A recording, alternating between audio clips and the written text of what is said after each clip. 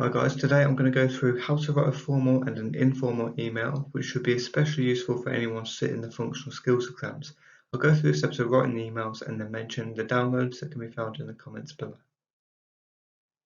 First, we'll start with an informal email. This is the type of email we would send to a friend, and these are the various parts that we have in it. So first of all, we've got the who it's to. So in this case, bobjones@fakemail.net. Sometimes the exam will actually give you the email address that they want you to write to, so be careful on that. Other exams have a box already supplied with the address in, so just make sure there's an address there. Next one is we have the subject.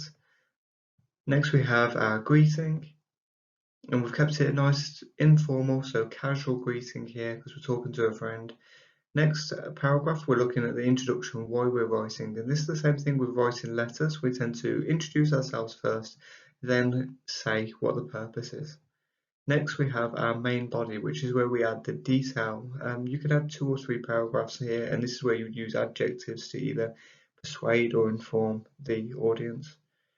Then finally, we've got our closing sentence and paragraph. I've just kept it really short as an example, like let me know what you think, and then finish with my name. There's many ways that you could finish this. You could say yours sincerely, which is when you have met someone, although it's way too formal for an informal email. But you could just say like talk to you later or anything like that. That'd be perfect for the informal email.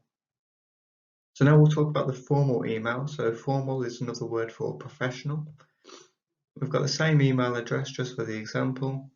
We've got our subject heading, but we've given a clear subject, and you'll notice that the tone is very professional and that we're using full sentences here, and we're referring to people by their last name. So, dear Mr. Jones in our greeting, and then introduction, why you are writing to reply. Now, our next bit is the detail. Now, the detail could be multiple paragraphs. It depends how much detail you want to go into. Sometimes if you're writing for a potential employer, you would probably put a couple of paragraphs, one about your experience, one about your qualifications, maybe another about your personal attributes, like your timekeeping or anything that you're passionate about, really. And finally, we've got our kind regards. So some people have yours sincerely. So if it's sincere, it can only be sincere if you've met someone. And faithfully is if you haven't met them. But this tends to be really very formal. You could even close with a very nice, like, kind regards, all the best. It depends about that mood that you're trying to create. And then finally, I've used my full name, in this case, Bookworm Teaching. Okay, so I've just given some steps for writing an email. So the first thing to think about is who are you writing to? So this is usually on the exam question. Number 2, add a subject. Number 3, introduce why you're writing. So I generally have this in its own paragraph, and it tends to be the smallest section.